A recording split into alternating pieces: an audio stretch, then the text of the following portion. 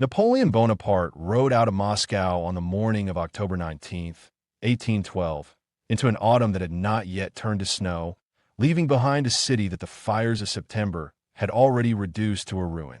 Most of it had burned, the churches gutted, the houses standing as blackened stumps, ash banked along the roadsides, and the Grande Armée, after 35 days in possession of the place, was leaving with nothing it had come for.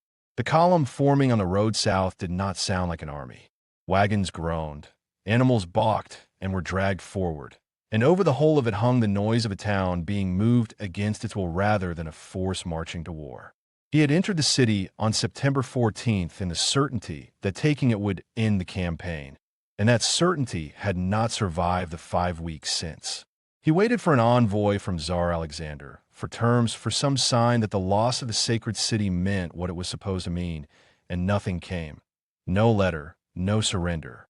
The man whose whole method was speed had stalled in Moscow, and the decision had passed out of his hands. The trouble lay in the city he had chosen to take. St. Petersburg was the working capital, the court, the ministries, the machinery of government, while Moscow was the coronation city, the place that tsars were anointed, sacred and old and governing nothing, because the government sat 900 kilometers to the north. Napoleon had seized the heart of Russia and found that in Russia the heart did not govern the limbs. The symbol was his, the armies were intact, and Alexander had not moved. He left carrying 3 beliefs, and each of them belonged to the campaign. He thought he had one rather than the one he was now in. The first set the route. The army marched toward Smolensk because Smolensk held depots, and the depots would feed the column before the worst of the hunger arrived. The second was the weather, the assumption that the deep cold of the steppe lay weeks away, far enough to outrun. The third was the heaviest because the other 2 rested on it, that the Russians had been beaten. They had bled at Berezina on September 7th, where both armies were torn nearly white, and the French claimed the field on the strength of holding it at nightfall, and they had surrendered Moscow without a fight at the gates. By every rule Napoleon had ever won by, that was a defeated enemy, and he was wrong on each of the 3 counts, with the army already carrying the proof of it in the column itself. What filed out of the city had lost the shape of a fighting formation. Soldiers walked among the wounded, and the wounded among the servants, camp followers, women, children, actors, looters, and refugees that an occupation gathers once it has outlived its purpose. And the whole mass was loaded down besides. The wagons sagged under what the army had stripped from Moscow: silver torn from icons, church plate, rolled carpets, candlesticks, vestments, the gilded furniture of palaces, the sacred objects of monasteries hauled out for the gold in them. Carts that should have carried bread carried candelabra, and men who had not eaten in 2 days walked beside altar plate. The army's survival depended on speed, and the army had chained itself to its loot, still moving like a conqueror when it had already begun to need to move like a survivor. More than half the force that crossed into Russia in June was gone by October, and Russian guns accounted for only part of it. The rest had been dying since the summer, long before anyone thought to blame the snow. Heat thinned the columns before they reached Smolensk. Typhus ran through camps where no man could wash. Dysentery waited in the water, and hunger came earlier than any estimate made in Paris, with desertion following the hunger, as it always does. The dying was quiet enough that Paris never heard it, and when the snow finally came, it did not begin the killing, but only cleared the ground and made the bodies easier to count. What waited on the road south was 900 kilometers of distance, and the distance was the true enemy. The same ground the Grande Army had crossed in June with its bands playing and its eagles raised in the summer light, the Niemen behind it and Moscow somewhere ahead. Hunger reached the column first, and then the horses began to die, and when the horses died, everything that rested on them came down with them, the guns and the cavalry and the food trains and the order of march itself. The horse was the engine of a 19th century army, and Napoleon had brought more horses into Russia than any commander before him, while providing for fewer than the march required, so that when they fell, the army fell with them. The story most people carry blames the winter and stops there, and the record does not support it because the army was already dying before the first hard frost. The cold did not begin the destruction. It only forced the rest of Europe to look at what was already well underway. Of the 100,000 men who marched out of Moscow on October 19th behind their emperor, fewer than 10,000 would ever cross the Niemen again. The army that crossed the Niemen on June 24th, 1812, believed the campaign was already half over. The men in the columns did not expect a long war or a hard one, but the thing the last decade had taught them to expect: a few weeks of marching, one great battle on ground of the emperor's choosing, and then a Russian envoy riding out under a white flag to ask for terms. They had seen it happen too many times to doubt it, and the doubt would come later on the road back, when it was of no use to anyone. There was an irony in the river itself that few of them would have paused to notice. 5 years earlier, in July 1807, on a raft moored in the middle of that same water, Napoleon and Alexander had met in private and divided Europe between them. The Treaty of Tilsit had ended a war and opened what looked at the time like a partnership, drawing Russia into the continental system. The economic blockade meant to strangle British trade across the European mainland. Petersburg had never worn the arrangement comfortably, and by the close of 1810 Alexander had abandoned it and reopened his ports, so that the army now massing on the riverbank was, in large part, the price of that decision. A punishment Paris had dressed in the language of strategy. The same two men, the same water, 5 years apart. First the peace, now the instrument of its undoing. What crossed was the largest military force Europe had assembled to that point. Roughly 612,000 men would enter Russia over the length of the campaign, moving in columns staggered across several days and over pontoon bridges thrown down at points all along the river, because the Grande Armée never traveled as a single mass and was never meant to. It moved instead as a system of corps, each of them a small army in its own right, with its own infantry, cavalry, artillery, engineers, and supply train, able to march on its own road, forage within its own zone, and fight alone if it had to. The principle was simple to state and revolutionary in practice. March divided, fight united. The corps advanced on parallel routes, sometimes a full day apart, and drew together only when the emperor wanted a battle, so that the army could spread across a frontage of 100 kilometers like an open hand and close into a single fist inside a day. No older European army could match the tempo. Where an Austrian or Prussian force had to stay concentrated in order to stay fed, the French could disperse and still arrive together, and the whole design existed to produce one thing, which was speed. The price of the speed was that the system fed itself off the country it crossed. French corps were never built to draw their supply from depots in the rear.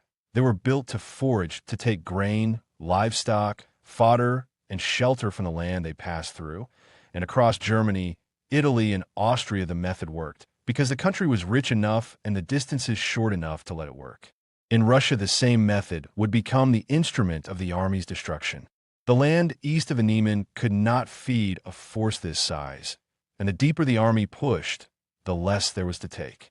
The corps system, brilliant in the close and fertile geography of Central Europe, was marching into terrain for which it had never been designed.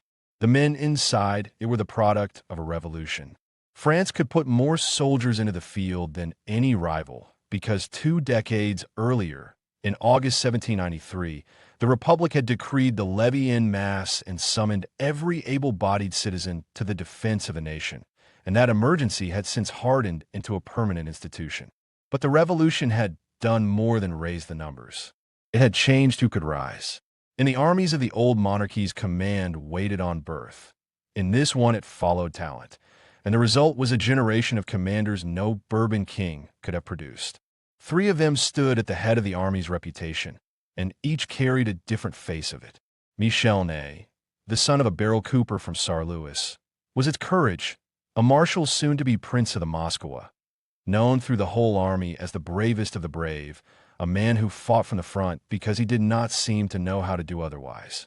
Joachim Murat, the son of a Gascon innkeeper, was its spectacle, risen to a marshal's baton and the throne of Naples, the most theatrical cavalry commander in Europe, who led his charges in plumed hats and gold lace, and was followed precisely because of it.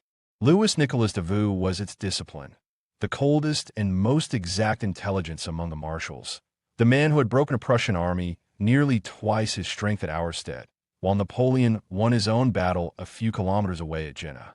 Not one of them could have commanded so much as a regiment in the France of the kings. They commanded armies now because the revolution had opened a door and the empire had kept it open behind them. Behind the marshals stood the arm Napoleon had been bred to command, for he was an artillery officer by training and his instincts never stopped being a gunner's. The guns he inherited had been reformed in the 1770s under Jean-Baptiste Gris-Bouvel, who gave France lighter pieces, standardized calibers, interchangeable parts, and mobile carriages, an artillery park that could be moved faster, repaired more easily, and massed more tightly than anything an enemy could bring against it. Napoleon's method was to concentrate his batteries at the decisive point and hammer a section of the enemy line until it cracked, then pour infantry and cavalry through the gap the guns had opened. The artillery did the braking, and the other arms did the rest. The method had been tested across nearly a decade and had never once failed him. At Ulm in October 1805, an entire Austrian army surrendered without a serious fight. At Austerlitz, on December 2nd of that same year, he destroyed the combined armies of Austria and Russia in a single afternoon and brought down the Third Coalition with him. The following October, at Jena and Auerstedt, the Prussian army, heir to Frederick the Great, was broken in a day. At Friedland in June 1807, the Russians were beaten so badly that Alexander sued for terms, and the raft on the Niemen followed from it. At Wagram in July 1809, the Austrians were beaten again. Ulm, Austerlitz, Jena, Friedland, Wagram. Each name stood for a campaign won, a treaty signed, a map of Europe redrawn, and together they formed the case for everything the army believed about itself. This was the force that crossed the Niemen, the one that had done all of it. Many of its regiments still carried the eagles they had borne at Austerlitz, and many of its marshals had built their names on those exact fields. The soldiers in the ranks held a belief the record of the past decade made entirely reasonable, that history itself had proved Napoleon right, and the belief was fed from above. The bulletins de la Grande Armée, the official dispatches issued in the emperor's name, were read aloud in barracks, reprinted in the Moniteur, and posted in town squares across the empire, telling the army's story as the army wished to hear it, with losses minimized, victories sharpened, and the inconvenient quietly removed. The men understood this perfectly. A phrase had circulated in the ranks for years to lie like a bulletin, and yet they went on believing the thing underneath the lies, because until 1812 the thing underneath kept turning out to be true. The propaganda and the record propped each other up, the myth resting on a foundation of genuine victory. So the largest army Europe had ever assembled crossed the river, commanded by the most experienced marshalate any state could field, served by an artillery arm whose doctrine its emperor had written himself, organized into a corps system that had outpaced every opponent it had ever met, and carrying a decade of unbroken victory at its back. From emperor down to the rawest conscript ran a single conviction, that this campaign would end where the others had ended, at a table, on a raft, beneath another treaty named for another river. The method had not failed before, and therefore no one inside the system was well placed to recognize the country in which it would fail. Their confidence was not fantasy, and that was what made it fatal, because it had been built on real victories, real treaties, and real enemies brought to terms, so that the army entered Russia carrying not a delusion, but an experience Russia was about to make useless. The Grande Armée entered Moscow on September 14, 1812, and Napoleon rode forward to Poklonная Gora, the bowing hill on the western approach, to wait for the delegation he was certain would come out from the gates. There was a script to the waiting. European capitals surrendered in a particular and well-rehearsed way. The civic authorities walked out under a flag of truce and handed over the keys of the city in a public ceremony before the senior officers of the conquering army. Vienna had done it in 1805. Berlin had followed the next year. Madrid had done the same in 1808. The ritual was older than Napoleon and older than the empire, and he expected it now because it had happened every other time. The road between the hill and the city stayed empty. He waited, and no delegation appeared. Officers were sent forward to find the men who should have been coming out, and they rode in through the gates and along the streets, and found no procession forming, no flag of truce, no keys, no governor, no one with the standing to surrender anything. When they came back, the answer was the same from each of them. There was no one left to send. Moscow's governing class had gone.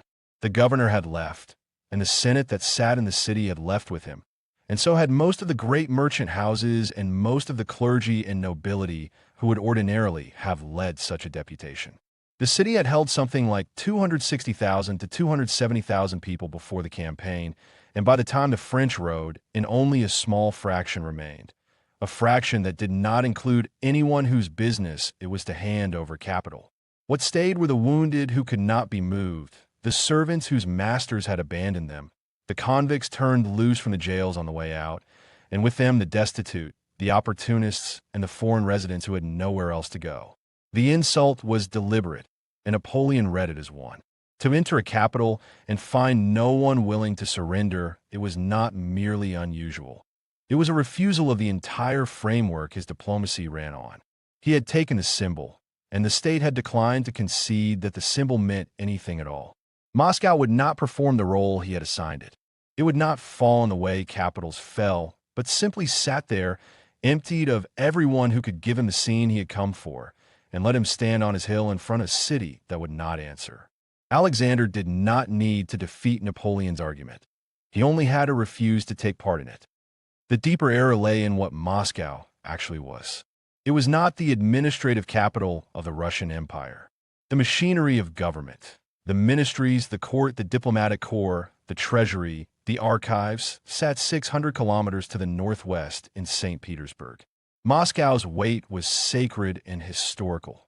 The coronation city of the Tsars, the religious heart of the empire, the place where anointment had been performed for centuries. The French command had assumed that the loss of so holy a city would drive Alexander to the table, and the assumption held good in Vienna and Berlin only because they're the symbolic capital and the working capital were the same place. In Russia, they were not. Petersburg could go on governing while Moscow burned, and Petersburg fully intended to. And Moscow did burn. Within hours of the French entry, the first fires broke out across the city. More followed on the 15th. By the 16th, whole districts were alight at once. The wind carrying flame from quarter to quarter faster than any unit could contain it. Most of the city was built of wood, and the fire moved through it the way fire moves through dry timber stacked in close rows, taking the churches in the first nights, the palaces after them, then burning through whole streets of warehouses and ordinary houses by the thousand. It consumed as it went the food stocks and the shelter the Grande Armée had been counting on to carry it through the winter, and before long it reached toward the Kremlin itself, where Napoleon had installed his headquarters in the heart of the conquered city. Behind the burning stood the city's governor, Count Fyodor Rostophin, who had spent the days before the French arrival preparing Moscow not to be saved but to be denied to its conqueror. The fire pumps and the rest of the firefighting equipment were carried off or wrecked, so that when French units went looking for the means to fight the blaze, much of what they expected to find was gone. Russian police agents had been left behind with instructions that French witnesses, captured incendiaries, and later memoirists alike described as orders to burn, and released convicts were among those caught setting the fires. Rostophin would, in later years, both claim the destruction and disown it depending on his audience. But the record is clear enough on the central point. The burning of Moscow was no accident of war, and the Russian state, at the level of its governor on the ground, had decided that the city would not be left whole for the army that had taken it. The account does not stay quite that clean, because French looting compounded the damage. Discipline broke down fast once the army was inside the city, and soldiers with torches and lamps moved through buildings abandoned in haste, so that fires started by carelessness ran alongside fires set on purpose while the wind did the rest. The fire that destroyed Moscow was Russian in design and partly French in execution, and the line between the two is harder to draw than the memoirists on either side cared to admit. The destruction was bad enough that Napoleon had to abandon the Kremlin and remove for a time to the Petrovsky Palace on the city's edge while the fires burned themselves out. When he returned some days later, much of the Moscow he had occupied was gone. Roughly 2/3 of the city had been destroyed. The supplies meant to feed the army through the winter had burned with the warehouses. The shelter meant to house it had burned with the streets. The strategic case for staying in Moscow had gone up with the buildings. He stayed in the ruins regardless, because to leave without a settlement was to admit the campaign had failed, and that admission was not yet permitted inside French headquarters. So through the second half of September and into October, the peace feelers went out, and they went out from a position no one in Vienna or Berlin would have recognized. Napoleon was no longer dictating terms from strength. He was sitting in a burned city, asking a man who had chosen not to answer. Ivan Yakovlev, a Russian nobleman trapped in Moscow, was allowed to leave bearing a message for Alexander. General Tudelman, who ran a Moscow foundling hospital, became a second channel. In early October, General Jacques Lauristin, once Napoleon's aide-de-camp and his ambassador at Petersburg, was sent under flag of truce to the headquarters of the Russian commander, Mikhail Kutuzov, with a more formal proposal. Lauristin was received politely. Kutuzov heard him out, made encouraging sounds, and passed nothing of substance up to the Tsar. Alexander's policy had set into a single line that would not move. There would be no negotiation while a French soldier remained on Russian soil. Petersburg was waiting out the autumn, and Petersburg knew exactly what the autumn would do. Kutuzov, in the meantime, was anything but idle. The Russian army had drawn back south of Moscow to a camp at Teretino on the Nara, where it ate properly for the first time in months and took in reinforcement from the depots of the interior, while Cossack patrols screened its front and partisan bands worked against French foragers and couriers along the roads. The army the French command had written off after Berezina was, week upon week, growing stronger than the French army, sitting in the ruins of the city it had captured. The proof came on October 18th, when Kutuzov's forward elements fell on Murat's advance guard at Teretino. The action was sharp and short. Murat was thrown back in disorder, losing guns, prisoners, and several thousand men, and though the engagement was not large by the measure of the campaign, its meaning was unmistakable. The army Napoleon believed beaten had shown itself not merely intact, but capable of attacking, and the road south, along which any French withdrawal toward unburned country would have to pass, was held by a Russian force in fighting condition. The news reached Moscow within hours, and the order to evacuate went out the next morning, on October 19th. The emperor had ridden up to Poklona 5 weeks earlier to receive the keys of the city. He left along a road forced on him by the army to his south, his column already sagging with plunder, while the Tsar in Petersburg held to the policy he had fixed weeks before, to wait and to let the road finish what the battlefield had not. Napoleon had entered Moscow expecting surrender, and he left 5 weeks later with no treaty, no delegation, and no defeated enemy before him. Only the answer Moscow had given from the first night onward: fire, silence, and the road back. The campaign that opened on the Niemen in June refused from the start to behave as French doctrine assumed it would. Napoleon's whole method depended on speed and concentration. March fast, draw the corps together at the chosen moment, force the enemy to a battle on ground the emperor had picked, and the Russians would not give it to him. Through July and into August, the two main Russian armies fell back ahead of the advance, trading space for survival, abandoning towns, carrying off what supplies they could, and burning the rest. It was a strategy neither glorious nor popular, and it kept the army alive, and it left Napoleon doing the one thing his system was never built to do: chasing an enemy that would not stand still long enough to be destroyed. The man directing the retreat was Mikhail Barclay-de-Tolly, commander of the First Western Army and, in effect, the senior Russian general in the field. A Baltic German by background and professional by temperament, he was clear-headed about the arithmetic that governed his choices. The Russian army could not afford to be destroyed in a single battle against a force this size, and withdrawal preserved it, because every kilometer the French advanced stretched their supply lines, thinned their cavalry, and put more sick men on the roads behind them. Time and distance were Russian weapons, and the army's task was simply to go on existing long enough for those weapons to work. He was right, and he was hated for it. To the Russian nobility, to much of the officer corps, and to the patriotic press in Petersburg, the retreat looked like cowardice, and Barclay's foreign-sounding name made him the easier target. The pamphlets charged him with timidity, then with incompetence, and at last with treason, and the pressure on Alexander to remove him mounted with every week the French came on unopposed. It was the particular cruelty of his position that the strategy saving Russia was the strategy destroying his name, and that the more right he was, the more he was loathed for it.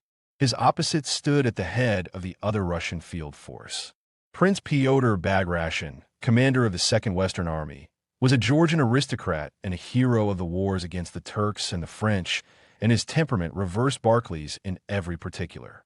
Where Barclay calculated, Bagration burned. He wanted to fight. He believed the endless retreat was dishonoring the army. He disliked Barclay personally, and he made no secret of any of it. The first weeks of the campaign went into keeping the two Russian armies from being cut apart, which was exactly what Napoleon was trying to do, hunting one army alone to destroy it before turning on the other. The Russians denied him and joined hands instead, making their junction at Smolensk in early August after weeks of marching and countermarching across the western provinces. Smolensk was the first major city on the road into Russia, and the first place Napoleon believed he had finally cornered his enemy. The battle was fought from 16 to August 18th, 1812. The French assault on the walls proved costly. The fighting inside the city was savage, and the city burned, a foretaste of what would come at Moscow 3 weeks later.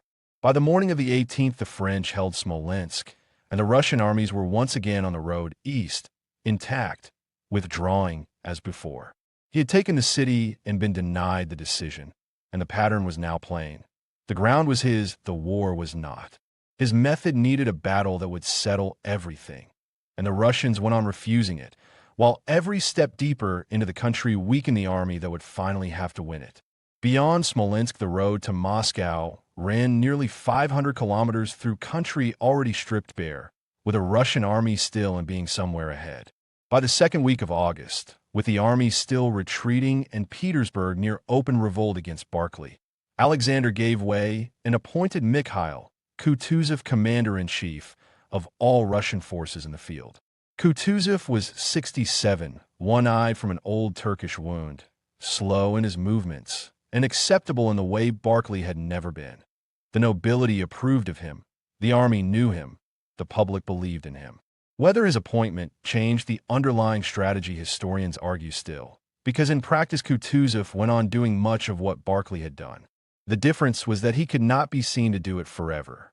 The demand for a battle had grown too great to refuse, and the place chosen for it was a village called Berezina, roughly 125 kilometers west of Moscow, where the Russian army turned and dug in on September 7th, 1812.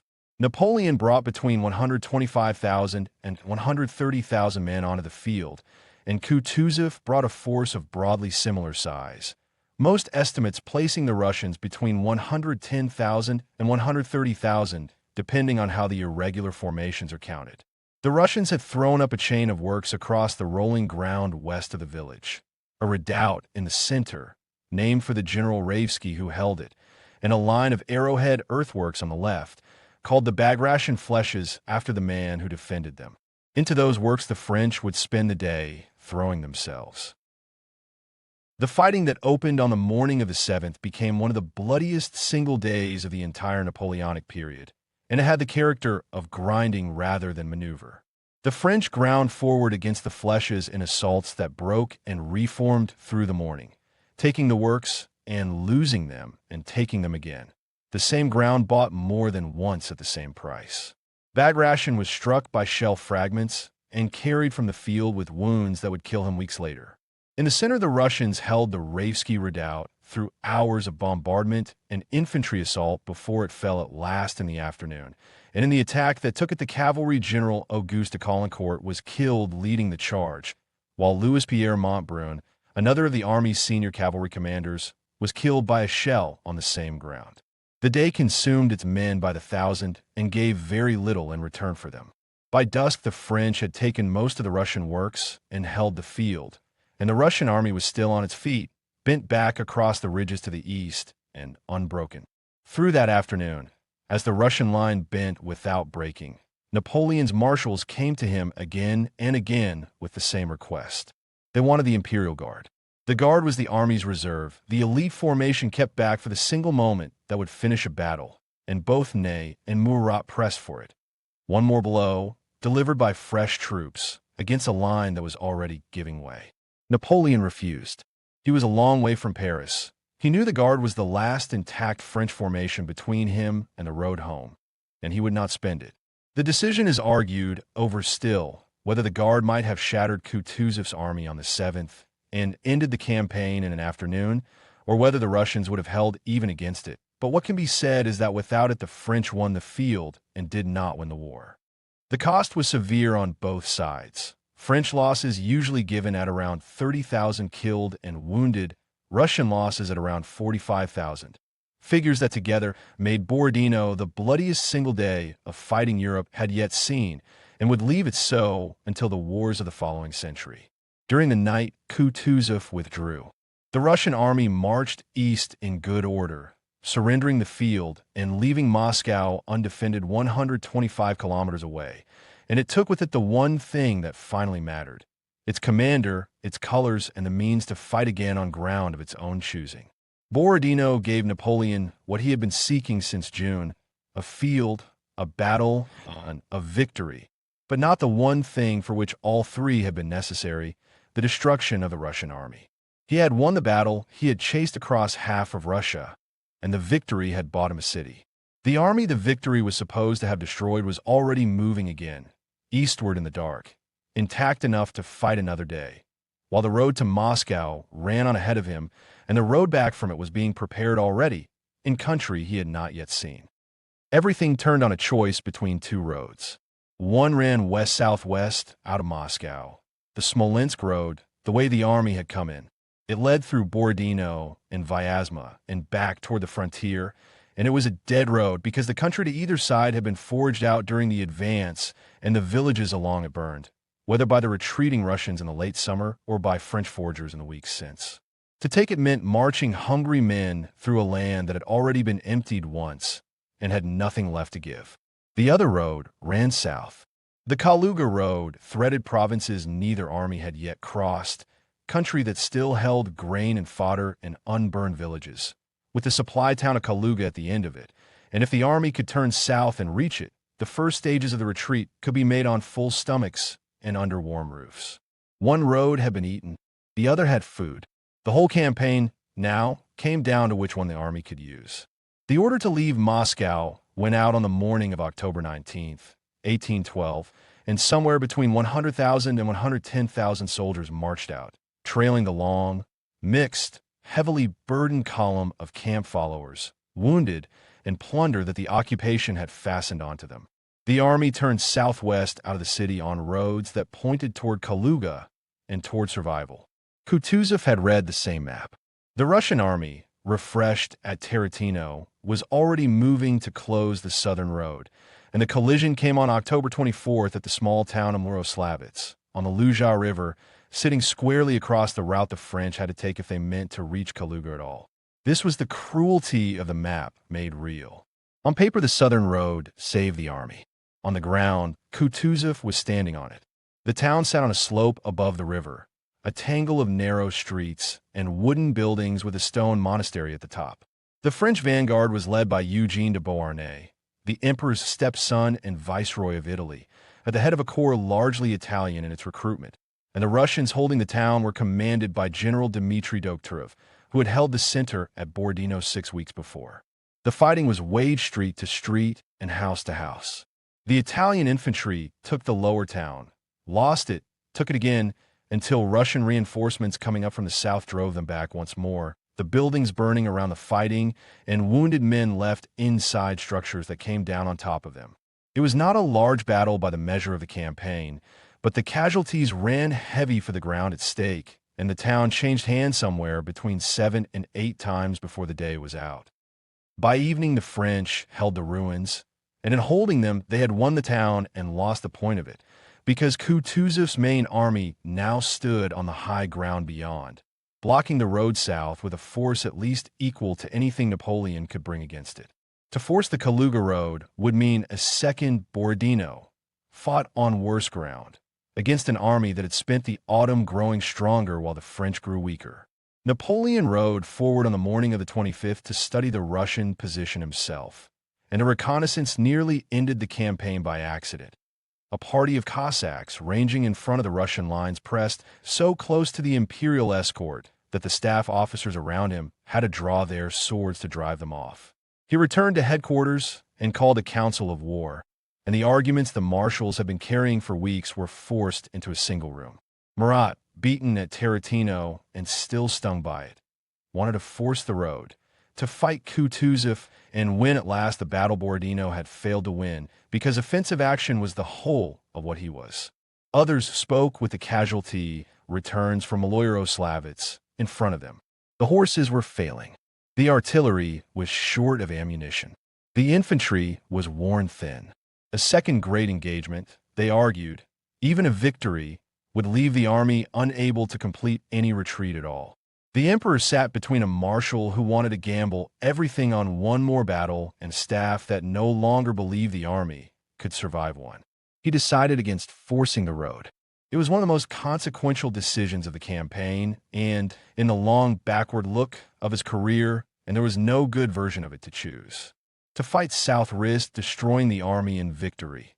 To turn back gave the army to a road that had already killed once. He chose the road. The army would not fight south. It would turn west, back onto the Smolensk road, and retreat through the very country it had already ruined coming in. The turn was made on October 26th, and from that morning the shape of the disaster was fixed. From that point the army was no longer choosing a route home. It was being returned to the road it had already killed. The Grande Armée was now committed to nearly 900 kilometers through stripped country. The food it had carried out of Moscow already being eaten down, the weather worsening, the Russian army shadowing it from the south, and the Cossacks closing from every other side, and every consequence that followed ran back to this road and this morning. The weather broke before the snow came. The first heavy rains arrived at the end of October and dissolved the road beneath the army, because Russian roads in 1812 were not metalled but tracks of beaten earth, and beaten earth under autumn rain becomes mud deep enough to hold a wagon to its axles. The plunder wagons sank first, then the supply wagons, then the artillery limbers. Horses too spent to pull were unhitched and left on the verges or shot for their meat, and the column began to thin across kilometers of road as units fell behind and foragers vanished into the country. The procession of an army on the move breaking apart into something smaller and more frightened. The food ran out faster than anyone had reckoned, and the supply wagons meant to follow could not hold the pace through the mud, so that by the first week of November soldiers who had left Moscow with rations in their packs were hunting grain in villages that had already been burned twice. The road behind the column filled with the wreckage of an army coming apart. Carts abandoned because no horse could pull them, horses dead in their traces, guns spiked and left where the teams had failed, men dropping out of the march to die in the ditches, or to surrender when they could find a Russian patrol that would take prisoners, and to freeze in the open when they could not. Smolensk was the city in every man's mind. Smolensk meant depots and warehouses, walls and stoves, and the emperor had told the army it would be the point at which the retreat turned into survival. The army marched toward it through November on the strength of that promise, and the promise could not be kept. When the leading columns reached the city on November 9th, the depots held nothing like the stores the converging army required. What grain there was had been calculated for a far smaller force, in better order, arriving sooner. The first units in ate what they could find. The units behind them found the stores already emptied and a city that could not feed them. Order collapsed inside the walls almost at once. The looting began among the army's own men, and the rear guard, still days back on the road, marched toward a salvation that had been spent before it could arrive. The retreat from Moscow was not decided at the Berezina, nor in the snow still to come, nor in the open battles that lay ahead. It was decided at Maloyaroslavets, on the morning of October 25th, when the road south was closed and the emperor chose not to force it. From that decision, the army marched through country that could not feed it, on a road that could not hold it, toward a depot that could not save it. And the winter, when it came at last, fell upon an army that had already lost the road it needed. A soldier on the retreat, hunting for something to eat, would more often find a dead horse than a loaf of bread. That was the real condition of the Grande army long before the snow, and it is the fact the surviving image of the campaign hides. The picture everyone carries is of men frozen on a white road. But the truth is that the army was starving first, and the starvation belonged not to the winter, but to a collapse that had been running since the summer. The men had been hungry inside Moscow, and hungry on a march to Moscow before that. By the time the column filed out of the city on October 19th, the problem of how to feed an army of around 100,000 in a country that no longer wished to feed it had not been solved. It had only been postponed, and the retreat through strip country was the moment the postponement came due. The army had 3 ways to eat, and on paper they were a single system, and a good one. The first leg was the magazine, the depots of grain, biscuit, salt meat, and fodder laid down along the line of advance before a campaign began. The second was the supply train, the wagons carrying what the magazines held forward to the troops. The third was foraging, the detachments fanning into the country on either side of the road to take what could be had from farms and barns. The strength of it was that each leg covered for the others. The wagons stretched the line when the magazines ran short. The foragers filled the gap when the wagons fell behind. In Germany and Italy, all 3 had worked together, and the campaigns had been won partly because of it. In Russia, each leg failed in turn. The magazines had been planned, and some had been built, but they stood too far apart to feed an army moving on this scale across these distances, because the logistics had been asked to cover ground beyond anything a European army had ever attempted. The wagons that should have carried supplies forward moved at the pace of oxen on bad roads. And a bad Russian road was a track of beaten earth that turned to mud under autumn rain and to iron under hard frost, so that a loaded wagon might make 15 or 20 kilometers on a good day, and good days were rare. The infantry, marching on its own legs, outpaced the train, and the further east the army pushed, the wider grew the gap between the men at the head of the column and the food that was supposed to be behind them. That left foraging, and foraging in Russia was a different thing entirely, because Cossack patrols and armed peasants made the work lethal. A party that strayed too far came back short of men, or did not come back. By the time the army quit Moscow, sending men out to gather food had become close to sending them out to die. The system did not fail in offices or ledgers. It failed in the moment a man opened a wagon and found it empty, or followed a horse down into the snow, because the animal had become more useful dead than alive. Beneath the failure of all 3 lay a deeper one the army was slower to grasp. Its horses were dying. The entire logistical organism of a 19th century army ran on horses. The cavalry needed them to fight, the artillery to move the guns, the supply train to pull the wagons, the couriers to carry orders. A corps of 30,000 men needed several thousand horses merely to function, and the Grande army had crossed the Niemen with between 180,000 and 200,000 of them, the largest concentration of military horseflesh Europe had ever assembled, and very likely the largest it ever would. They began to die in the summer, and they died from their food rather than from any cold. European cavalry and draft horses had been bred and trained on oats, hay, and prepared fodder, and the Russian summer pasture along the line of march was thin and thick with plants those horses had never grazed. The standing grain, where the army could take it, was often still green. Straw and rough hay kept a horse alive a few days while wearing its condition down. Mounts in good order at the Niemen were in middling order by Smolensk, poor order by Borodino, and in some cases dying on their feet by Moscow. When the horses went, everything that rested on them went with them. By the second week of November, in mud and then in early frost, the crisis had become a catastrophe. Cavalry units lost their mounts within days. Murat had begun the campaign at the head of a cavalry reserve of more than 40,000 riders, the largest mounted force any European army had ever put into the field, and by late November, he commanded a few thousand still in the saddle. The rest reduced to men trudging on foot beside empty saddles. The most glamorous arm in Europe walking. The artillery teams collapsed, and guns were spiked and left along the road because no animals remained to pull them. The plunder wagons hauled out of Moscow were abandoned where the teams hitched to them lay dead in the traces. The dead horses became the army's food, and on this the eyewitness literature is unanimous. Men cut meat from horses that had fallen on the road, and sometimes from animals still living when the cutting began. With no fuel and no cooking gear, the meat was eaten half-cooked or close to raw, boiled in pots of melted snow when a fire could be lit at all. Gunpowder appears across several accounts as a substitute for salt, scraped from cartridges and rubbed into the meat. Leather was boiled into broth. Harness, belts, boots, anything organic that could be reduced to something a starving man might swallow. Beyond that boundary lies what the record reports plainly and what legend later distorted in both directions. Cannibalism appears in the memoirs and reports of the retreat, among stragglers and isolated detachments of the Allied contingents, and among men left behind to die who were found still alive by others. It was not the universal horror later legend made of it. Neither was it the invention of legend. The record runs too consistent across too many independent observers to be set aside, and it is stated here because it is true, and left at that. Disease moved through this population at the speed it always moves through starving, filthy bodies pressed close. Lice carried the typhus, the water carried the dysentery, and the conditions answered both.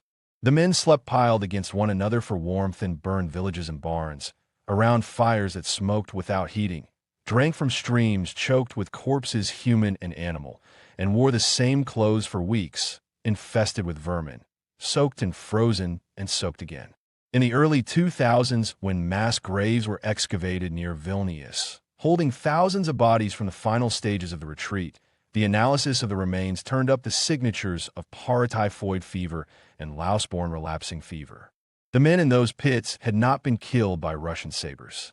They had been killed by the lice, by the hunger, and by the slow administrative collapse of the army that was supposed to have fed and clothed them, and the bones proved, 2 centuries later, exactly what the memoirs had described. So the starvation that destroyed the Grande Army was not the work of bad leadership or bad equipment or men who would not fight. It was the work of a whole logistical organism dying at once. The magazines too sparse, the wagons too slow, the foragers killed or driven off, the horses starved and then slaughtered, the supply trains broken on roads that could not bear them. Every leg of the system had been built to carry the others when they faltered, and when all three went down together, the army that had crossed the Niemen stopped being an army and became a long, thin column of starving men walking west toward a depot that could not save them. The snow, when it came, did not need to create the catastrophe, because hunger had already done the quieter work of turning soldiers into bodies the cold could finish. The sound that came to mean the most to a man on the retreat was the sound of hooves he could not see. They came at the edge of the firelight and at the edge of the forest, in the gray before dawn and the gray after dusk. Small parties on small horses, here and gone before a line could be formed against them. A straggler who fell behind heard them first. A foraging party too far from the column heard them last.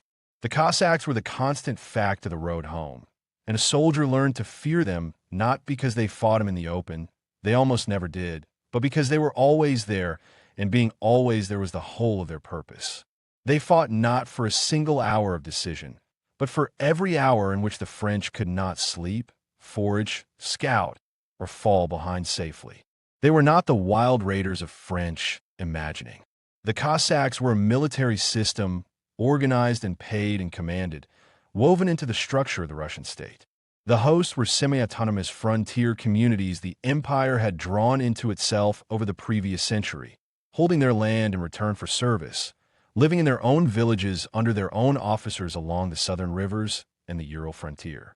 When the empire went to war, the hosts mobilized in their own formations, with their own horses and weapons and their own internal command, and were attached to the regular army as light cavalry with a doctrine entirely their own. The most important of their commanders in 1812 was Ataman Matvey Platov, the elected chief of the Don host, in Russian service since the 1770s and a veteran of the wars against the Turks, the Persians, and the French, who could put more than 20,000 Don Cossacks into the field beyond the formations already serving with the regular armies. The Don host alone a body of light cavalry larger than the entire light cavalry of most European states. What they did not do was seek battle against formed regular cavalry. On the rare occasions they were forced into it, they generally lost, and they knew it, and it did not matter, because what they did instead was watch, report, and gnaw at the edges of an army on the move, cutting foragers off in the column, taking the couriers who carried orders, striking the supply wagons strung out behind the corps, picking off the isolated detachment and the isolated officer, all of it in small parties on small horses across ground European mounts found hard. The purpose was persistence, not shock. A Cossack force did not need to win a battle to do what it was for. It needed only to be there every day, on every flank, in every patch of forest the column passed. The equipment matched the doctrine. The Cossack carried a lance, a saber, and at least one firearm, and his horse was not the heavy European warm blood of the French and Prussian regiments, but a small, tough steppe pony that could live on rough grazing, which would have killed a French mount in a week, cover long distances on poor feed, and pick its way through broken country a heavier horse could not manage. The pony was built for exactly the war the Cossacks were fighting, and the French cavalry charger was not. Through July and August, while the French cavalry was still sound, the pressure could be screened off and pushed away. By October, with French horses dying in their thousands, the screen began to fail. By November, across long stretches of the column, there was no French cavalry left to push the Cossacks back at all. They came in where they wished and when they wished, and the army that had marched east believing it could see further than its enemies was now, on the road home, very nearly blind. The blindness was strategic, and it struck at the root of Napoleon's whole method, which rested on knowing where the enemy stood, which roads were held, which villages occupied, where the Russian main body lay, from what quarter the next blow might come. With the Cossacks on every flank, and no French cavalry to hold them off, that knowledge began to vanish. Couriers carrying orders between the corps were intercepted and killed. Reports that should have reached headquarters never arrived. Russian movements that ought to have been seen at 20 kilometers distance went unknown until they stood in front of the column. The cost of the men was of another kind, and it lay in the very constancy that was the weapon, for there was no road that did not feel watched, no edge of forest that did not feel like an ambush, no straggler who stepped aside from the column and could be sure of catching it again. The men slept badly because no camp was ever wholly safe, marched in closer order than the road allowed because looser order invited attack, and lost officers and sergeants in small numbers every day, and small numbers every day accumulated across weeks were the slow taking apart of an army. Alongside the Cossacks worked the Russian peasantry, and their war was the most personal of all. The French had burned their villages, seized their grain, requisitioned their livestock, and driven their families off the road on the way in, and now the same French came back along the same road, starving and broken and alone. The peasant bands fell on stragglers with axes and scythes, pitchforks, and hunting muskets, and the prisoners they took, when they took any, met ends that recur in too many independent French memoirs to be dismissed as propaganda. The brutality was real, and so was its cause. None of it justified what was done to helpless men, and explaining it is not excusing it. But the army being killed in those ditches had spent 4 months stripping the people, now killing it of everything they owned, and the reckoning was local and personal, and it had been earned road by road on the way east. Beside the peasant violence ran a more organized war, directed by detached officers of the regular army. The most famous was Denis Davidov, a Hussar lieutenant colonel who had proposed in late August that small mobile detachments be sent behind the French lines to strike convoys and isolated parties. He was given a small force, some 50 Hussars and 80 Cossacks to begin with, and leave to operate on his own in the French rear, and he enlarged it by recruiting peasants and absorbing other detachments, running a continuous campaign of ambush through the autumn against French supply trains, escorts, and rearguard formations along the Smolensk road. Alexander Seslevin, Alexander Feiner, and Ivan Dorokov worked similar detachments along other sectors. Together, they amounted to a coordinated harassment of French logistics by mounted parties operating out of the woods on either side of the march. And it worked, because by November those logistics had become almost impossible to defend. Between them, the Cossacks and the partisans did most of their damage at the edges of the column, and the edges were where the army lived or died. Every captured wagon was rations that did not arrive. Every intercepted courier was an order that did not get through. Every dead straggler was a soldier who would not be there to form up at Smolensk or at the Berezina. No single loss was spectacular, but the losses were continuous, and they came in every hour of every day across 900 kilometers of road, until by the time the column staggered out of Russia, the light cavalry of the Don and the partisan detachments had done as much to break the army as any of the named battles of the campaign, and had done it without one of them ever winning a victory that anyone would name. The Cossacks did not need to defeat the Grande army in any battle that would later be named, because their work was smaller, steadier, and in the end more destructive, to make sure that what remained of Napoleon's army was never allowed to become an army again. Winter has carried the blame for 2 centuries, in part because winter cannot answer back.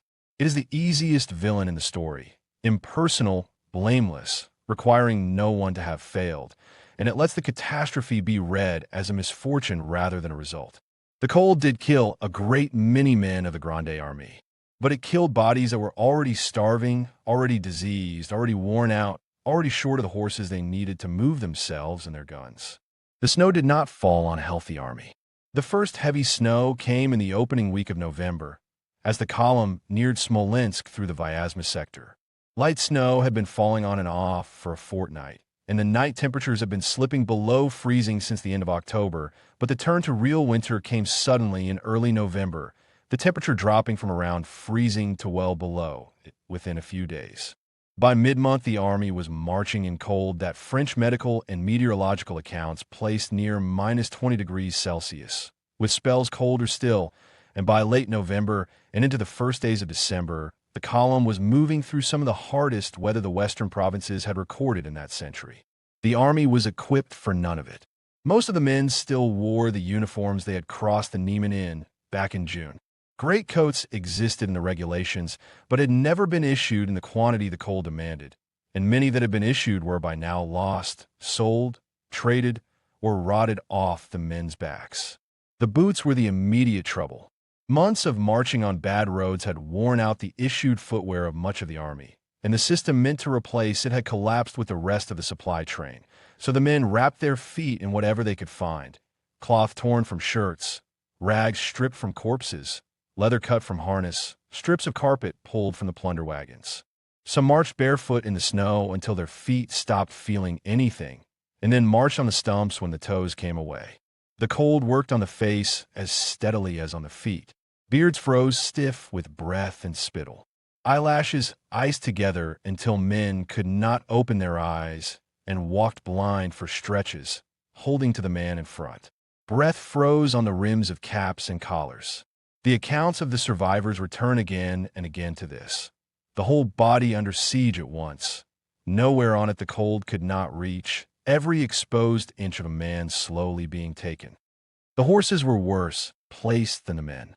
European cavalry and draft horses had not been shod for winter as the Russian horses had.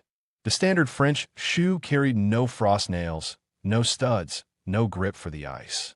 On the frozen tracks the army now crossed, the horses slipped and fell and broke their legs and were shot or left where they lay. Artillery movement grew close to impossible on the worst stretches, where teams of 6 and 8 horses could not hold their footing on ice downslopes, and the guns slid forward into the teams ahead, crushing men and animals together, while limbers overturned and ammunition wagons split their axles on ruts the frost had set into ridges of iron. Guns for which the army still had ammunition were spiked and abandoned, because there was no longer any way to keep them moving. Frostbite was the cold's first and most visible work, and the man who recorded it best was Dominique Jean Larry, the army's chief surgeon. Larry had pioneered the flying ambulance in the Italian campaigns and stood by 1812 among the most respected military surgeons in Europe, and he kept a clinical record of what he saw on the retreat. The pattern he set down was consistent. Men whose feet or hands or ears or noses had frozen on the march were brought up close to the fires when shelter was found, and the rapid thawing did worse injury than the freezing had. Skin sloughed from the bone, fingers came away inside the gloves they had frozen into. Larry concluded, against the accepted medical practice of his day, that slow warming destroyed less tissue than fast warming, and he worked through the retreat trying to apply the lesson with no instruments, no clean water, no proper dressings, and a load of casualties no field surgeon in any age had been equipped to meet. The medicine he had helped invent was failing against the sheer scale of what the retreat asked of it. The cold killed in less visible ways as well. Hypothermia in its later stages brings confusion, slurred speech, slowed movement, and at last a strange euphoria, a sensation of warmth in a body that is in fact freezing to death. Men sat down at the roadside to rest and never rose again. Others walked into the fires they had built, because their judgment had given way and the flames seemed the one warmth they could be sure of. The officers tried to keep them moving, since to stop in the wrong place at the wrong temperature was fatal, but the officers were freezing too, and the discipline that had held the army through June and July had thinned with every kilometer of the road. By then the army was not marching through winter so much as being sorted by it. The fed from the unfed, the mounted from the dismounted, the men who could still rise from the men who had only sat down for a moment. The snow changed the very character of the retreat. In the open country between Vyazma and Smolensk, and again between Smolensk and the Berezina, the road lay as a long dark line across white country, the column visible for kilometers to anyone watching from the woods. The corpses dropped along the verges covered within hours and uncovered again by the next thaw. Sound carried differently in the cold, and the army marched in a quiet the French memoirists returned to again and again. No birds, no noise of villages, no movement but the column itself, only the creak of the wagons and the cough of starving men, and now and then the crack of a Cossack carbine somewhere beyond the tree line. The horses died faster than the men could butcher them. A horse that fell in the morning was a carcass by midday and a skeleton by evening, the men cutting strips from its flanks while the body was still warm, and by the time the rear guard came up the bones lay picked over and the road was choked with them. Frozen bodies, human and animal alike, became obstacles the column had to step around, and the line of march, seen from behind, ran as a trail of dead horses and abandoned guns and shattered wagons and unburied men, kilometer upon kilometer, the whole length of the retreat. Disease did not relent because the cold had come. The same lice, the same crowded shelters, the same fouled water, the same starving bodies went on doing the same work.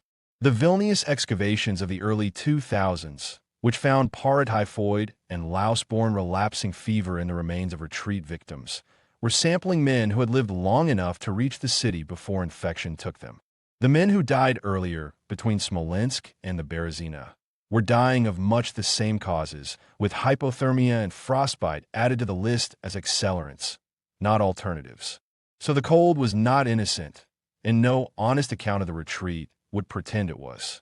It killed, and it killed in numbers, and the ways it killed were terrible. But it did not destroy a sound fighting force. It finished a force that hunger, disease, broken logistics, and the unending Cossack pressure had already reduced to a column of starving men walking west. The sentence had been passed weeks earlier, somewhere between Maloyaroslavets and Vyazma, on a road the army should never have been traveling, by a logistical organism that had already died. Winter did not create the catastrophe so much as give its final form, finishing in the open what hunger, disease, distance, and the broken road had already begun. The Berezina is not a great river. A tributary of the Dnieper, perhaps 50 to 100 meters across at the points where the army would try to pass it, sluggish in summer, and in the late November of that exceptionally cold year, running thick with broken ice. By the measure of European geography, it is unremarkable, the kind of river a traveler crosses without noting the name. On it, between the 26th and the 29th of November 1812, tens of thousands of people died, and the army that crossed it was kept alive at a price that stripped it of nearly everything still human it carried. Under ordinary circumstances, the river would have been crossed on the bridges already standing at the town of Borisov on the main road west, but by the time the French column came up, those bridges were in Russian hands, or burned, or under fire from Russian guns on the far bank. The position Napoleon faced was the nearest he came in the whole campaign to outright encirclement. Shoshagov's Army of the Danube, was pushing up from the south. Wittgenstein's corps was pressing down from the north. Kutuzov's main army followed from the east at its slower pace. 3 Russian forces converging on a single crossing, the river barring the way west, and an army with perhaps 30 to 40,000 combatants still in fighting order, with another 20 to 40,000 stragglers wounded and civilians trailing behind. The trap was all but closed. That it did not close came down to one man, and to an act of disobedience committed weeks earlier. General Jean-Baptiste Ebel commanded the pontonniers, the engineers who built bridges in the field. In the chaos of the retreat, Napoleon had ordered much of the army's bridging equipment burned to lighten the column. And Ebel had burned what he was obliged to burn while quietly concealing what he judged his men would still need: the forges, the charcoal, the iron, the specialized tools that pontoon construction required. He had disobeyed the emperor on his own judgment, carrying the means of the army's salvation through hundreds of kilometers of retreat in the expectation that the day would come when it was needed. At the Berezina, with the standing bridges gone, that day came, and Ebel's detachment still held the materials to build new ones. The crossing point was found north of Borisov, near the village of Studienka, where the river ran narrower and the banks were more workable, and Russian attention had been drawn off by a feint downstream. The deception held. Shishagov moved south down the wrong side of the river, and when the crossing at Studienka began on the evening of November 26th, it was opposed only by a Russian detachment far smaller than the force that should have been holding the ground. Then Ebel's pontonniers went into the water. The river was not yet frozen solid, but ran with broken ice in a current cold enough to kill an unprotected man in minutes. Some 400 engineers worked in it, stripped to the waist, or in whatever they could keep moving in, driving the trestles into the riverbed and laying the deck across them, working in rotations of a few minutes at a stretch, because anything longer in that water meant death. Many of the men hauled out died of exposure within hours regardless. 2 bridges were built. The first was finished in the early hours of November 27th and used mainly for the infantry. The second, heavier, completed later that day for the artillery, the wagons, and the cavalry. Most of the pontonniers who built them did not live out the week. They built, in freezing water, the bridges that carried other men to safety, and they did not cross to safety themselves. The crossing of the organized formations went better than anyone had a right to expect. Through the 27th and the 28th of November, the Imperial Guard, what survived of the corps of Davout, Ney, and Eugene, and most of the remaining cavalry and artillery passed over the 2 bridges to the western bank, while Russian attempts to close the trap came too late and were beaten off in hard fighting on both banks. Napoleon broke out of the encirclement that should have ended the campaign. The army that crossed was a fraction of the one that had entered Russia, but it crossed in order, with its eagles, with most of its surviving guns, and with the emperor still at its head. But the organized formations were not the whole of the army at the river. While the corps crossed on the 27th and 28th, the mass of stragglers and non-combatants that had trailed the column for weeks remained on the eastern bank. Many sick or wounded, many of them the women, children, servants, and refugees who had attached themselves at Moscow and at every town since.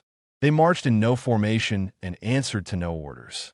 They gathered in the open ground near the bridges in the cold, waiting for a chance to cross that the army had not formally given them, and through both days of the Main crossing the French officers tried, with mixed success, to keep them off the bridges to leave room for the fighting formations. On the morning of November 29th, with Russian forces closing on the eastern bank and the rear guard preparing to disengage, the panic broke. The stragglers rushed the bridges in a mass. Wagons that had been driven onto the deck without leave jammed against one another, and people were crushed against the wheels, forced off the sides into the river, trampled under the horses, trapped beneath collapsed sections of deck. Children were lost in the press. Wounded men who could not stand were knocked down and died where they fell.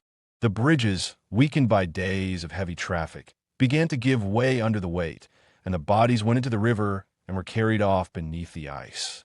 The decision to burn the bridges came in the late morning of the 29th, when the Russians had drawn close enough to the eastern bank to make holding them impossible. Ebel's engineers, though still alive, set the fires with their own hands. The men who had nearly died building the bridges now destroyed them, and they did it with thousands of people still on the far side. It was the correct decision, and it was indefensible as anything but arithmetic. The bridges left standing meant the Russians across and the army taken, and the bridges burned meant the army saved and the thousands on the eastern bank abandoned to the river, the cold, or capture. Both things were true at once, and the men who lit the fires knew it. Some on the far bank tried to swim and drown in the ice. Some gave themselves to the Russian troops who arrived within the hour. Most of the rest would not outlast the day. The figures vary widely according to what is counted. French combatant losses in the fighting around the crossing are usually put at around 20 to 25,000. The civilian and straggler losses harder to reckon and almost certainly greater. By the measure that counted at headquarters, the operation succeeded. The army was not destroyed, the encirclement was broken, the road west stayed open. By every other measure, it was a slaughter. Tens of thousands of people compressed onto two narrow wooden bridges above a freezing river with three armies converging, and most of them never reaching the far side. The man who had made the escape possible did not long survive it. Ebel, worn down by what the river had asked of him and his men, died at Königsberg a few weeks later, in the last days of December. He had saved the emperor's army by disobeying the emperor's optimism, and there was almost nothing left in the empire capable of rewarding that kind of service. What marched on from the Berezina was no longer the Grande army in any working sense. Most of the non-combatant tail it had carried out of Moscow was gone at the river, along with most of what survived of the wagon train. The bridges Ebel's men had built and died building had carried the soldiers across, and what did not cross was left behind on the eastern bank, in the water, or under the ice. The Berezina saved the army from annihilation, but it did so by stripping away most of the civilians, most of the wagons, most of the remaining order, and much of what still allowed the retreat to be mistaken for the movement of an army rather than the survival of its remnant. The dead of 1812 cannot be counted cleanly, because the retreat destroyed not only the men but the categories by which armies usually make sense of their dead. A Napoleonic army kept careful records, the muster rolls, casualty returns, sick lists, and depot transfers that made up the whole apparatus of 19th century military bookkeeping, and by December most of that apparatus was gone. The rolls had burned in abandoned headquarters wagons. Regiments had been folded into the remnants of other regiments under whatever officers were still alive. The staff officers who would ordinarily have signed off the returns were themselves among the dead. The army that would have produced a clean figure for its own destruction no longer existed to produce it. The figure most often cited is the one the standard reference works record and the major scholarship supports. Around 612,000 men entered Russia over the course of 1812, and around 112,000 came back to the frontier. The 500,000 between those two numbers is the campaign's catastrophe in its rawest form, but both figures need handling with care. The 612,000 counts every combatant who entered Russia at any point, not the men who crossed on the first day, because reinforcements were fed into the theater through the autumn. The army that fought at Borodino was about half the total commitment, and the army that left Moscow smaller again. The 112,000 needs more care still, because it counts bodies that recross the frontier, not soldiers in any meaningful sense. A man who staggered into a Polish town in late December with frostbitten feet, no weapon, no unit, no boots, and typhus in his lungs was counted as having returned, and whether he lived out the next month or could ever fight again was another matter entirely. Estimates of how many returnees were of any military use run far below that figure. Perhaps 25 to 40,000 still able to bear arms by the time the army reorganized in early 1813. To have returned from Russia and to have survived Russia were not the same thing, and the muster rolls could not tell them apart. The losses did not gather neatly into the retreat, and they did not gather neatly into any one cause. The men killed in battle by Russian fire were a minority of the whole. Fewer than the deaths from disease, fewer than the deaths from cold and hunger, fewer than the deaths from plain exhaustion. Some men were taken by Russian regulars and lived to be repatriated in 1814. Others were taken by Cossacks or peasants and were never heard of again. A few deserters vanished into Russian villages, married into the local communities, and lived out their lives as farm laborers hundreds of kilometers from the road they had been marching down, though most who tried to disappear into the countryside died within days, killed by the same hunger and weather and hostile population that killed the men who stayed. The surviving records do not separate the dead from the missing, the captured, the deserted, and the absorbed because the organization that would have drawn those distinctions had stopped working. The Allied contingents were destroyed out of all proportion, and with them a particular idea of what the army had been. This had been Europe under one eagle, and it came apart nation by nation. The Polish Corps, which had marched with the strongest political purpose of any unit in the army, many of its men believing they fought for the restoration of a Polish state, was reduced to a fraction of its strength by the time the survivors reached the Duchy of Warsaw. The German contingents from Bavaria, Saxony, and Westphalia lost most of their men. So did the Italian Corps under Eugene, which had carried much of the rearguard fighting. So did the Dutch, the Swiss, the Portuguese, the Croats. The campaign waged in the name of an imperial coalition had broken every member of the coalition that marched in it. The Russian dead are harder to count and are too often left out of the accounts written from the French side. The Russian army lost somewhere between 200,000 and 400,000 men killed, wounded, sick, or missing across the year, depending on which formations and time frames are counted. Russian civilian losses across the western provinces, from the scorched earth, the requisitioning by both armies, the disease that spread out of the military camps, the displacement, the burning of the villages, are harder still, with credible figures running into the hundreds of thousands, counted across both armies and the civilians caught between them. The campaign may have killed close to 1 million people. The bookkeeping has never been finished, because too many of those who would have done it died alongside everyone else. The horses need a reckoning of their own, and their loss reached further than the men's. The army had crossed into Russia with between 180,000 and 200,000 of them, and almost none came back.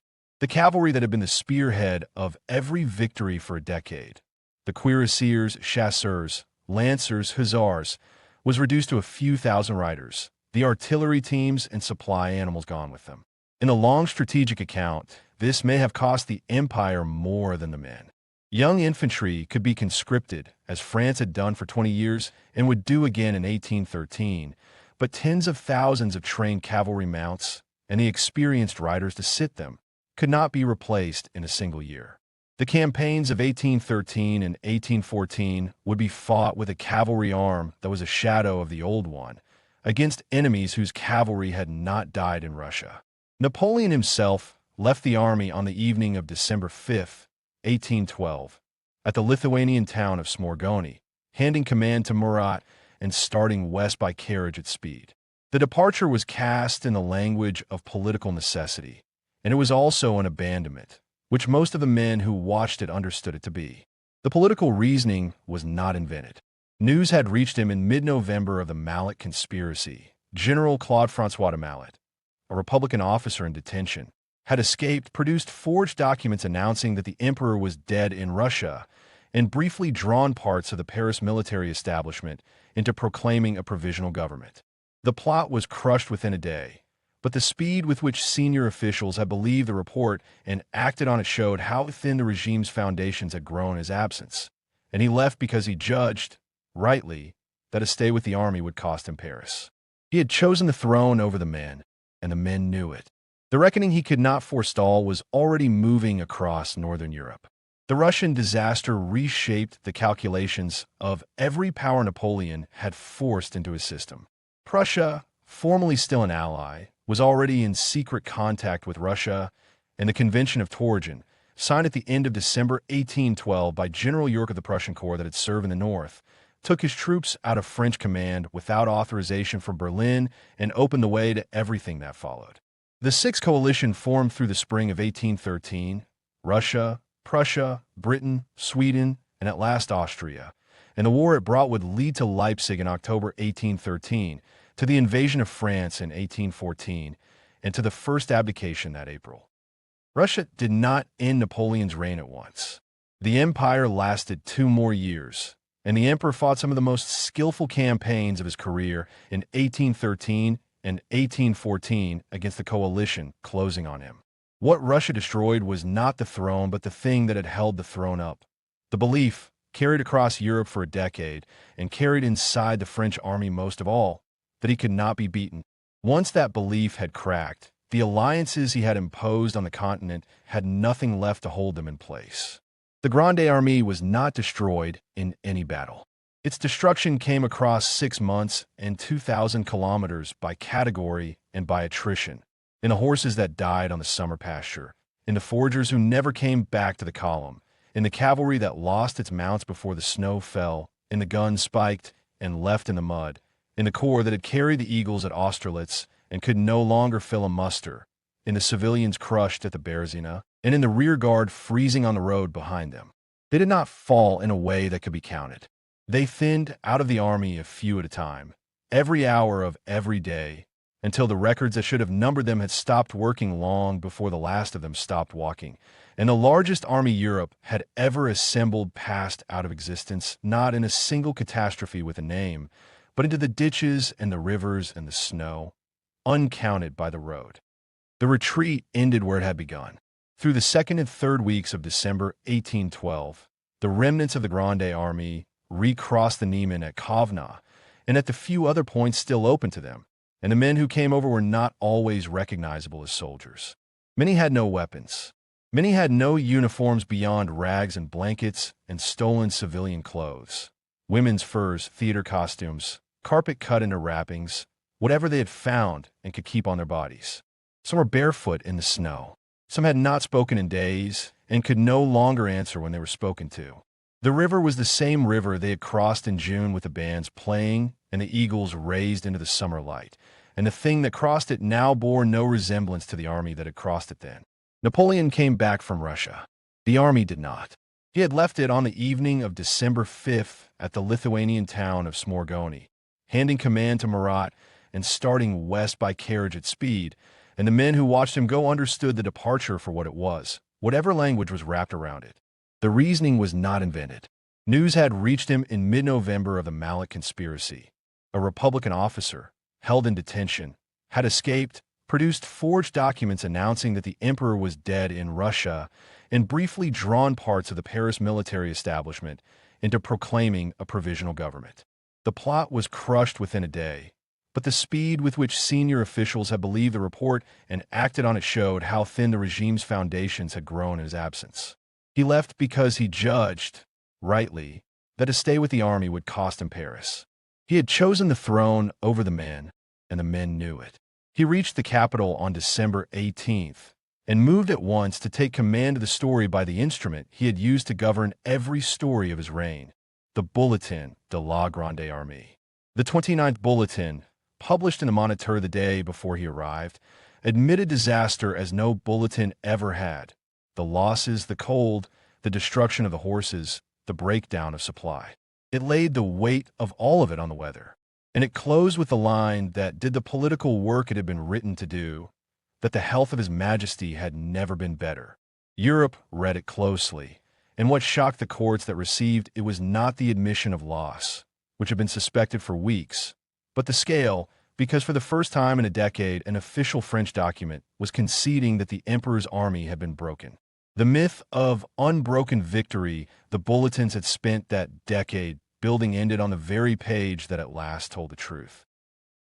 He moved quickly to rebuild, and the speed of it revealed exactly what could and could not be replaced. The Senate authorized fresh conscription through the winter, and within months the army on paper had been refilled with hundreds of thousands of new soldiers, younger than the dead of 1812, many of them boys of 18 and 19 who had never fought. Infantry could be raised. Artillery could, with effort, be reconstituted from the depots. Cavalry could not, because trained horses took years to produce and experienced riders longer, and the mounted arm destroyed in Russia could not be conjured from spring conscription. What had also gone, and could not be drafted, was the institutional core of the old army. The veteran sergeants, the seasoned regimental officers, the long-service men who had carried the Eagles from Ulm to Wagram and had taught every conscript how to fight. Most of them had been left in Russia.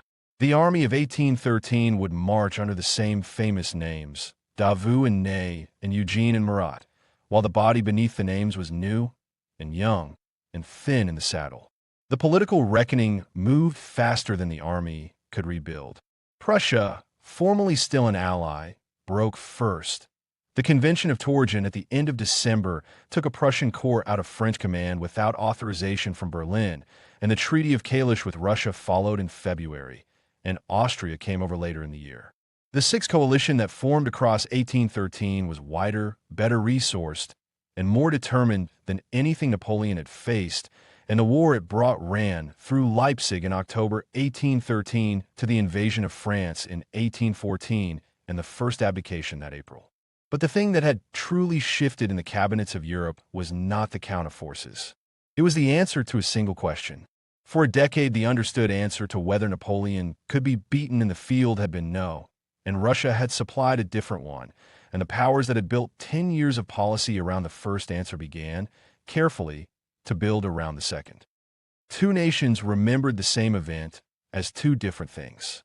In Russia, it became the Patriotic War of 1812, the founding modern story of the nation in arms, sacrifice, endurance, the sacredness of the defended soil, the war of the army and the people together. It had not been a victory in the conventional military sense, since by Russia's own counting it had lost more men killed and wounded than France, but it was a national victory in the sense that mattered to the state, and that meaning is held for 2 centuries. France remembered it the other way. The survivors' memoirs, Caulaincourt, Segur, and dozens more, dwelt on the cold and on the savagery of the country, and the framing served a purpose, because it made the disaster a thing done to the army by an enemy that was less Russian strategy than Russian winter. The claim that the campaign had been beaten by climate entered French memory early and stayed, because it made the loss easier to carry, and the man who had ordered it easier to keep.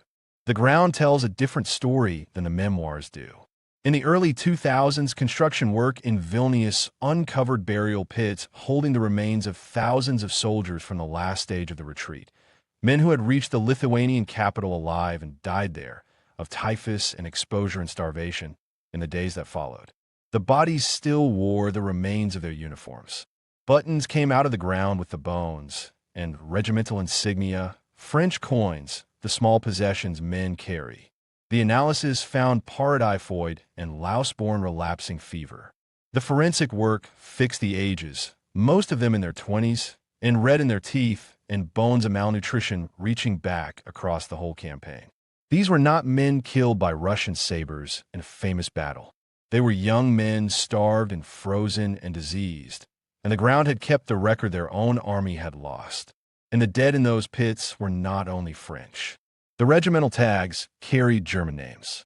There were fragments of Italian uniform, Polish coins. The army that marched east had been a continent under one eagle, and the coalition was still legible in the grave, so that the catastrophe French memory had made into a French story, beaten by a French enemy called winter, was in the physical evidence a European one. Men gathered from across a continent and left together in a single pit on the road they had been trying to walk home. The bones answer the memoirs. They were not killed by the weather. They were killed by the distance, and the hunger, and the disease that traveled with hunger, and the slow death of an army that had marched further than any army could be fed. Napoleon came back from Russia, as emperors sometimes do from disasters they have made.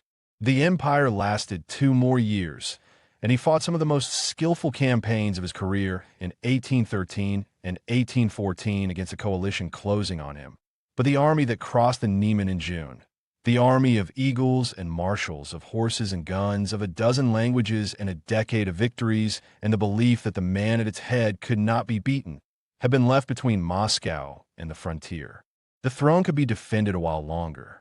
The instrument that had built it could not be raised again, because even Napoleon, it turned out, could spend an army he could not replace. The army did not vanish in a legend. It vanished into the snow and the mud, into the fever and the hunger, into the burial pits of Vilnius and the unmarked ditches between Smolensk and the Niemen, and into the silence of 1,000 villages across a continent that were never told what had become of the men who did not come home.